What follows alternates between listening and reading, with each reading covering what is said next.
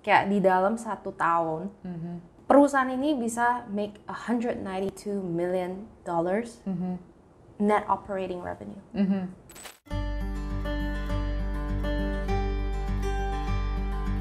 Strategi gue bukan cari whitelist anymore. Strategi gue adalah gimana gue dapat project di mana mereka tuh punya akses ke whitelist yang lain dan komunitasnya kuat untuk bisa bantuin cari gitu.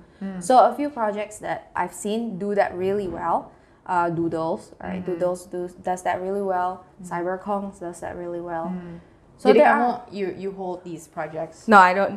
So the most recent one that I have is cyber brokers. Okay. So cyber brokers tuh kayak ini komunitas yang they don't really care too much about floor price, and the floor price is of course now 5-6 times of mint price. But right now my strategy is to just stay in that community, really build my network, and learn about who are the buyers in this community. And another community that I really like, and you don't even have to hold a particular the NFT of the project, itu Ghost community. Ghost. Okay. GHXST. So Ghost ini dia punya alpha channel, di mana kamu tuh nggak perlu pegang their NFTs, and you can just talk freely to the holders, right? And they give a lot of information. They are like big wallets, smart buyers. Jadi those are how my strategy has changed over the course of 6 months. So lebih fokus. Much more sustainable juga for you, for your health and for your mental, for your mental well-being. Ya. Terus lebih get quality over quantity. Correct. Jadi lebih kayak gitu ya sekarang strateginya. Will that be the same, I would say, advice that you would give to people who are just starting out? No, absolutely not. People who are just starting out, lo harus ngerti dulu. Assess what you are after. Are you after profit, or are you after just collecting? And how much can you start with, right? What's your budget? Because most often, kalau lo goalnya itu adalah profitability, lo beli project yang lo nggak suka, right? In order to flip it, in order to make profit, right? And most of the time, you buy projects that you like, you can't hold it. You have to actually flip it, right? And then at one point when you have made enough money, lo bisa buy back in, ya kan? So definitely a person who's starting out has a very different strategy for me. Kayak nggak bisa disamakan karena orang, gue juga nggak tahu how much time you actually can spend, right? Risk appetite juga beda-beda gitu. Kayak a lot of friends ask me, how do I get started? How do I become like, you know, how do I multi-millionaire? How do I like 4 times my investment? I always ask them, are you ready to spend a lot of time in this space? And most of them are like, how much time? I'm like jam 6 sore sampai jam 1 atau 2 pagi, itu lo harus really be there, really chat with each other. Nanti bangun kayak spend another 2 hours, so about 8 hours. It's like another full-time job. So that's why a lot of people I know actually quit their full-time job untuk pursue NFT, because it's just so much. Yeah. Do you think people can make a living just doing NFT? Oh my gosh. So there is a very popular NFT project. Discord manager itu pembayaran mereka 4 ETH per bulan. Wow, expensive ya. Amazing. So yes. Yeah, you can make a lot of money. You can make just a lot of doing money. NFT Yes, full correct. time. Yeah. You know, for some reason, well, since you start investing cryptocurrency di 2019, I actually started a little bit earlier. I was there throughout the ICO boom and bust, right? Yep. For some reason, when I look into NFT today, it feels pretty similar gitu ya. Jadi kayak ada project baru every day, abis itu yang muncul. Jadi bener-bener hype banget, and a lot of scams, a lot of rug pulls. Jadi agak mirip gitu. And at the end kan ICO, it's no longer what it was gitu ya. Sure, it has evolved, jadi agak beda sekarang gitu ya. Tapi people don't try to launch, you know, shitcoin every day anymore, gitu ya. Ya, kalau NFT masih nih sekarang. Yeah, gitu now ya. they're using NFTs to launch shitcoin. Yeah, so. exactly. Nah, gue tuh jadi mikir kayak, apakah what's the next evolution of this thing gitu, ya kan? Kayak, I mean, is it going to survive atau enggak? And we don't know. I mean, the answer, I don't think we will ever know, right? This is just a question yang mesti dipikirin gitu ya untuk orang-orang yang mau start, karena kita kan hanya ngelihat success story aja gitu ya, definitely. Dan banyak juga yang uangnya pasti habis banyak juga di sini, banyak, right? I have friends who started with like 30 Ethereum, like oh my gosh, 30 Ethereum. 30 Ethereum, I'm like supaya orang-orang tahu 30 kali 4.000 3.000 lah ya, 100.000 lah, 75.000 lah, something like that ya, $75.000, which is like what, 1 M ya, more than that. Terus gue yeah. nanya dong kayak, okay bro, like dari 30 ETH itu lu pernah beli berapa project? Dia bilang gue udah nggak bisa hitung, mungkin 60 project lah, 60. And you know what was the like how many project actually succeeded and helped him like recoup his like 30 Ethereum? Itu cuma 1 atau 2 doang. Wow. Gue kayak, okay, that's a lot of risk. Like I don't think I have your risk appetite. Or I mean, our trading strategy is probably very, very different. So I'm like, okay, so people are not like honest with what they actually have or not have, right? But because it's like you can check their wallets if you have it, but but a lot of people lose money. A lot of people lose money and maybe they don't want to admit it, right?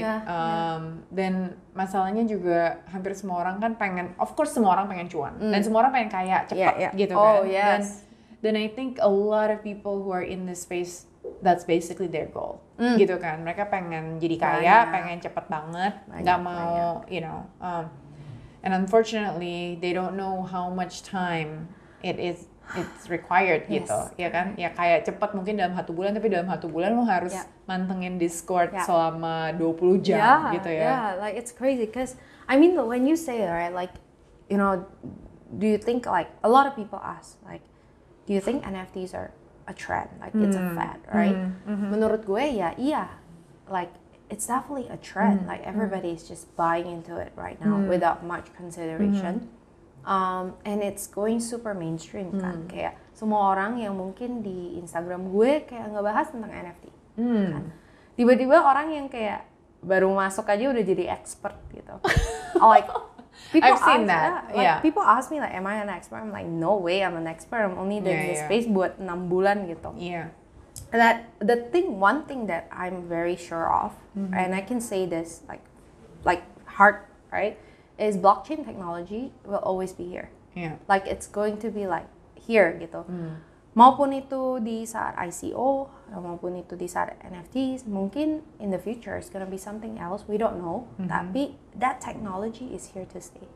That technology of like, being digital and being able to verify your digital asset and being able to like use your digital identity untuk access another thing, it's gonna be here. Having a distributed network, like a distributed ledger, di mana kayak susah kan untuk ngehack the Bitcoin network misalnya gitu, atau Ethereum network, right? So I think yes, you're right, that blockchain, whether it's Bitcoin, Ethereum, and all these Bitcoins, right, yang I mean it's gonna stay. Tapi derivatifnya mau itu apapun utility-nya, we don't know what's it's gonna look like gitu. Misalnya itu bisa jadi NFT, bisa something else. We have no idea. We have no idea. Tapi for me, there's always a need to distribute value fast and efficiently, right? Meaning value itu kan uang atau apapun itu kan. You always need money, you want it fast, and you want it cheap, right? And the technology of blockchain helps that. Right? Jadi kayak ya udah, itu main teknologinya, yang NFT-nya atau koin-koin yang nggak jelas gitu ya, mungkin nggak survive gitu. And I'm very excited actually because of blockchain. Like banyak banget yang benar-benar keluar ya, kayak a lot of new innovation itu benar terjadi. Kayak now if we look at an NFT project yang terkenal, Bored Ape Yacht Club, right? BAYC, like in what universe did you think kayak di dalam 1 tahun perusahaan ini bisa make $192 million net operating revenue in 1 year. And like you think about it and like, Dan sebelumnya nggak ada yang tahu mereka siapa. Nggak ada yang tahu. So it's like, oh okay, so there is a new way of actually building brands now. Tiba-tiba brand ini bisa kerjasama sama Christie's, right? The really old school fashion auction house. Bisa kerjasama sama Adidas gitu. So yeah, the way brand is being built now is just incredible. Yeah. And yeah, it's really interesting because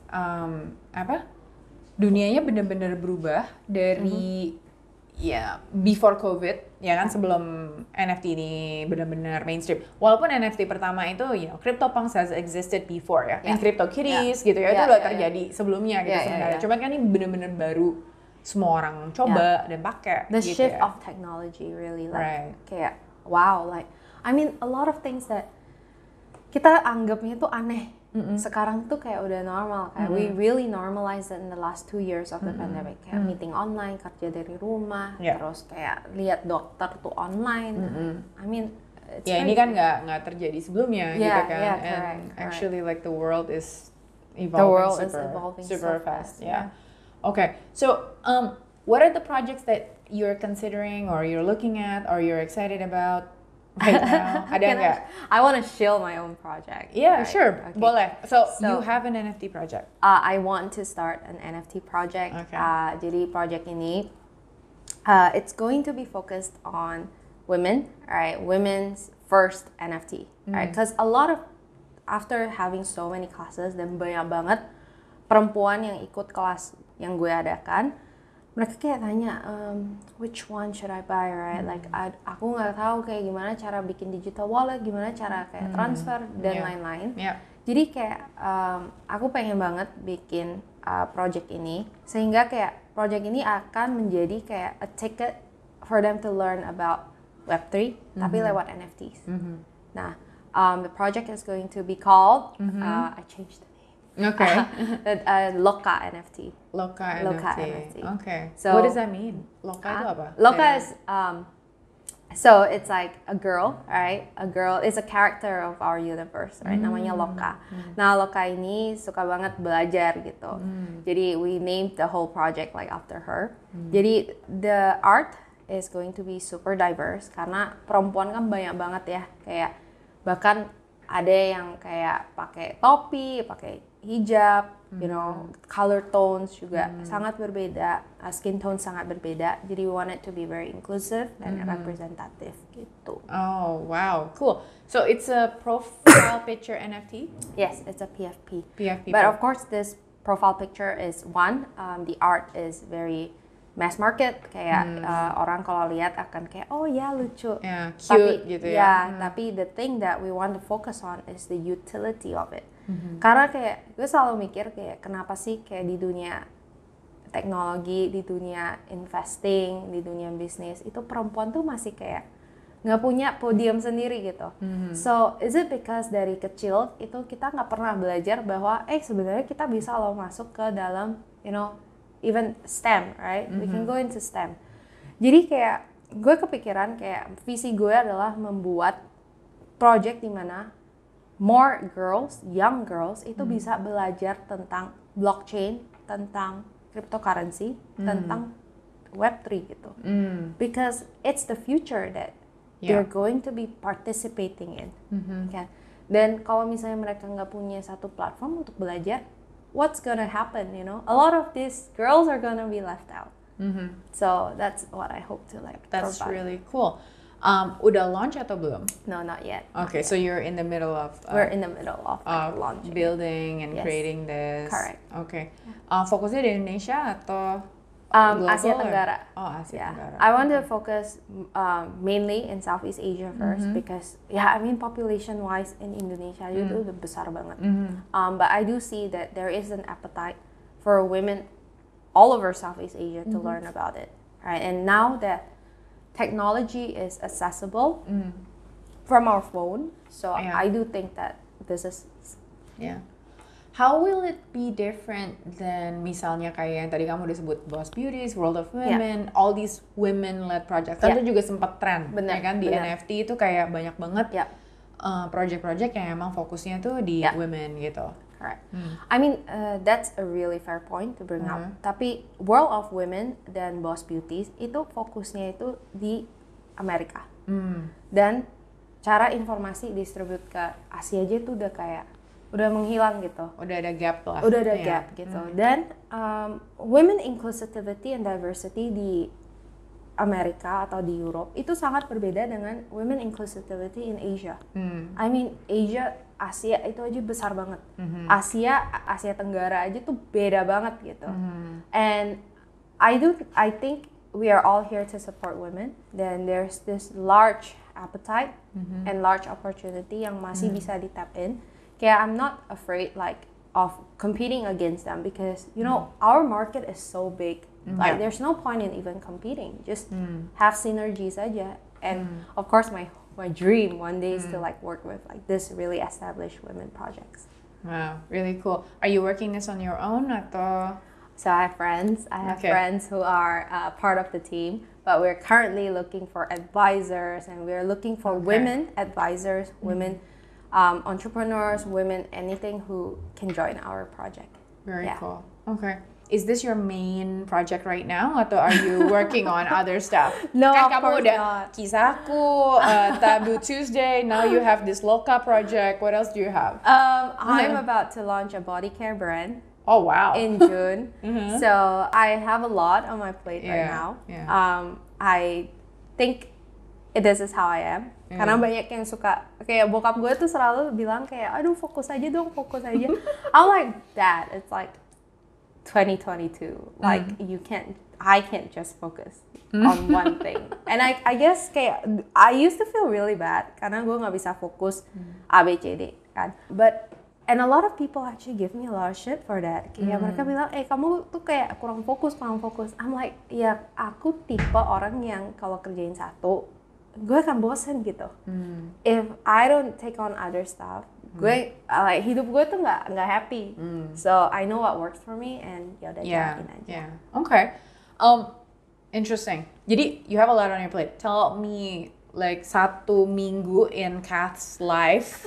What does it actually look like? Okay. How do you structure your week, your day? Okay. Maybe some of our audience can get some productivity tips. Okay.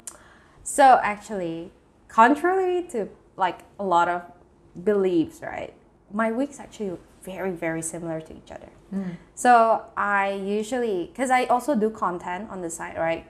Educating people on taboo topics and eating disorders. Jadi gue tuh kalau weekend, I usually don't touch my laptop. Weekends are solely for if I have an idea, gue tulis on my notebook.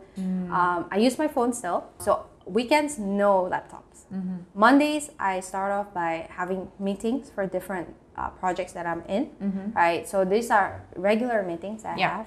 I try not to, so Monday and Tuesdays are my work days. I schedule tons of stuff, right? One after another, and meetings after another. Wednesday, Thursday, Fridays are my doing days. So I'm either on the go doing something, recording a podcast, I am recording content for my platforms, I am reaching out to different people, right? And I think one thing that I've really learned over growing up, ini beda banget di usia 23 versus 30 ya, is delegation. I now have technology that really helps me. Gue schedule everything, workouts gue schedule, nonton gue setiap malam masih bisa ada waktu untuk nonton. Karena gue sekarang lagi suka anime. Karena udah nggak di Discord lagi. Nggak di Discord lagi. Jadi so I really have a habit. Kayak my weeks look the same. I go to the same place. I do the same things. So it's not that hard actually. Yeah. For me, it's a breeze. I like being on the go, having something to do. Okay. Yeah. Wow. Any tools that had helped you in managing everything? WhatsApp Business is really good. Okay. So you use WhatsApp Business? I use WhatsApp Business. Okay. Kenapa? Because you can categorize your messages, add labels to it. You can read your unread messages, and you can have quick replies. And you can even have working hours. So after say 8 p.m., you can send out an auto reply like, hello, like, I'm not on my phone right now. I will get back to you tomorrow. Oh, wow. So it's amazing, like, and Google Calendar, it's like really good. So I sync everything together. So your personal WhatsApp is actually a WhatsApp for business? Yes. Okay. And I encourage people to actually switch to it. It's like amazing, life-changing. I'm part of this entrepreneurs organization where I work with like tons of other entrepreneurs, and everybody has converted to WhatsApp business. Okay, I might have to convert after this conversation. Please. It's like super duper great. Yeah. That's so interesting. I used to work for WhatsApp, and I'm not even on WhatsApp for business. Okay, cool. So when you're on podcast all the time, and then you're also creating content, you have maybe a lot of interviews or whatever. I'm curious, ada nggak sih the things that you always get asked about, but you actually karena kayaknya kan people will ask you about NFT or kisahku or whatever, but then what are the things yang kamu nggak pernah ditanyain tapi you wish that was a topic of conversation? What would that be? I don't know. I actually liked the previous question where it was like, how do you juggle all of it, right? Because a lot of people don't ask me that. What else? Any other topics that you think like, I wish people would ask me about that rather than this all the time gitu? This is hard. This is really hard. Can I take a hard pass? Yeah, of course you can. Because I don't know. I can't think. You've been asked everything you would like to ask. Maybe like when I go to like official like podcast, they don't ask me about like, oh, what's your favorite food? Like like very. What is your favorite food? Oh, my favorite food. So you like talking about food? Actually. I love talking about food. Like I like Korean food a lot. Like because I like Korean dramas. I am learning Korean on Duolingo. Oh wow! Because when I was younger, when I was like 13 years old, I actually learned how to read Korean alphabets. So the wordings. Because I speak Chinese, so it's a little bit easier. But I don't know how to apply those sentences. So I like Korean food a lot, and recently back to Jakarta, there's tons of like really good Korean restaurants. And my hope is like I can go to like Korean do like mukbangs because I love watching those on YouTube. Okay. And what is kalau misalnya kamu ada, from all the entire conversation that we had today, what is the takeaway you wish people would take home? So we talk a lot about NFTs, right? And I wish more people actually open up their mind to like learn about it, because it's not easy to learn about NFTs or blockchain or cryptocurrencies, but it's really worth it because it's kind of like us learning how to use WhatsApp, In the past, we never used WhatsApp, and now it's like something that we use all the time. So I wish more people actually spend time to like learn about it instead of just jumping into it and like making the bad investment that they could have avoided. And I wish that more women actually don't feel scared about like investing, because I've heard so many times like women who have invested in crypto and they say, my husband invests in crypto but he doesn't have time to like explain it to me, that's why I'm here for your class. And I feel like it's so sad because like you live with your husband and you probably are with your husband a lot, like when your husband can't take the time to like explain this concept, like I'm just sad.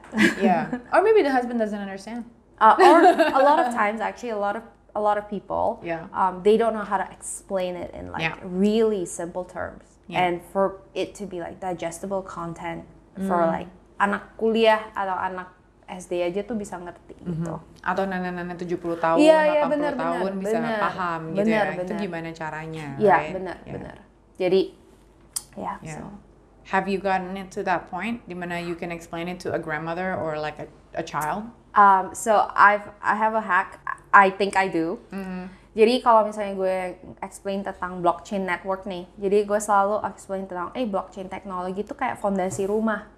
Jadi sebelum lo belajar tentang Ethereum, Bitcoin itu, lo harus belajar dulu kayak fondasi rumah tuh harus kayak gimana. Kok rumah ini bisa kuat ya?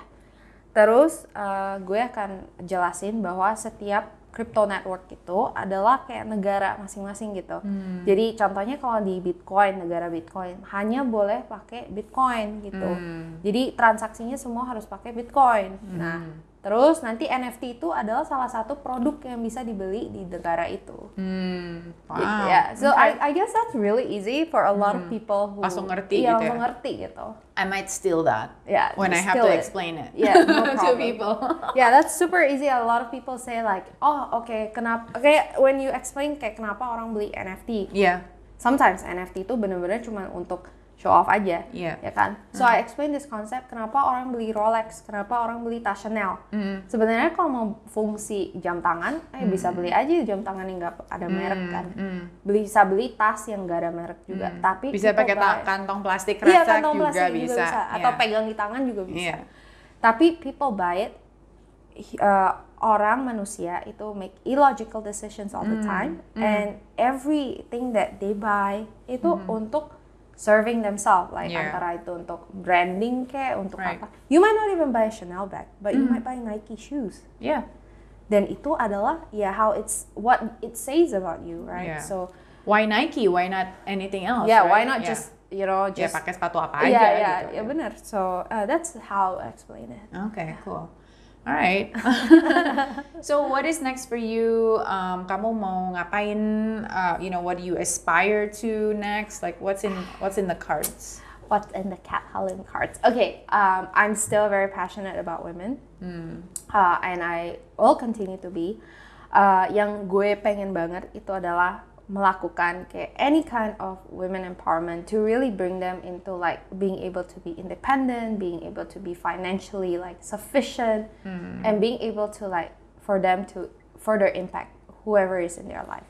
Jadi it has been a core thing about what I do and how I do the projects that gue handle ya. Jadi maupun itu kopi, maupun itu body care, maupun itu NFT, semua hal yang gue lakukan, the core is always about how do I make a woman itu bisa lebih berjaya kali ya.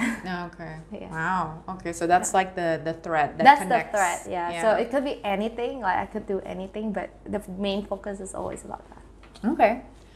All right, so we are now at the end of our conversation, and we're going to do some rapid fire questions. Oh no! Let's go. Just say the things yang langsung muncul di kepala, and then what would it be? Okay. First things first. Kopi atau teh? Coffee. Okay. Absolutely. Why would anyone pick tea? I cannot be biased, but I'm very biased on that. Yeah. Bitcoin or Ethereum? Ethereum. Kucing atau anjing? Anjing. Okay. These are all different than my previous conversations. What is your morning routine after you get up? What do you do? Try not to check my phone. That is something. Okay. You try not to check your phone. So what is it that you actually do? So I just like reach out at my phone and I'm like, okay, I can. So I then gue beresin my bed, Yeah. Lipat selimut gitu. One thing that you wish people would know more about you? That I'm actually really funny. Gue orangnya nggak terlalu serius sih, tapi cenderung kayak topik-topik yang gue bahas tuh serius banget. Okay. Jadi kadang orang kayak nggak ngeh. Oh, she's actually quite funny. Kalau kamu lagi bosan, kamu ngapain? Rebahan sih. Kalau gue lagi bosan dan cuacanya lagi bagus, gue suka just go to the poolside. Dan kalau I go with my notebook, dan gue catat kayak apa yang gue lagi suka kerjain, kayak what comes to my mind. Most valuable lesson you've ever learned? That life is short and you should not regret like every day. Kayak do your best because you don't know if you're gonna live tomorrow. Okay. Yang paling penting dalam hidup itu apa? My values. Okay. Lagu yang paling sering di-play di playlist kamu sekarang? Oh my god, right now it's Big Bang.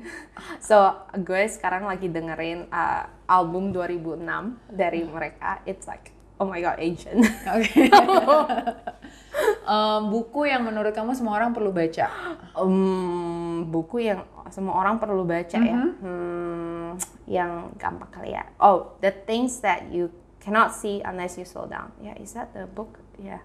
Oh, it's the Korean. Yeah, that Korean translated book. Okay, all right. What is something that is, remarkable in your life, but you don't appreciate it much? Let me think. My health, I think. Yeah. Something remarkable in my life that I still don't, maybe sometimes gue take it for granted karena gue nggak stop and like think, oh my god, I'm still alive. My health, my body, because I've been through like an eating disorder and I've been like abusive to my body. Jadi sekarang gue bisa duduk dan punya like health. It's incredible. Okay. Yeah. Wow. All right. Well, that's really good. And with that, I think we should end it there. Yay. Thank you so much for coming to Over Coffee. Thank you. Maybe you come back next time and you're already an NFT multimillionaire, ya kan? Moga-moga. Amin. Yeah, amin. And yeah, we'll love to have you back again. Yay. Yeah. All right. Thank you, Cath. Thank you. Thank you, everyone. Bye.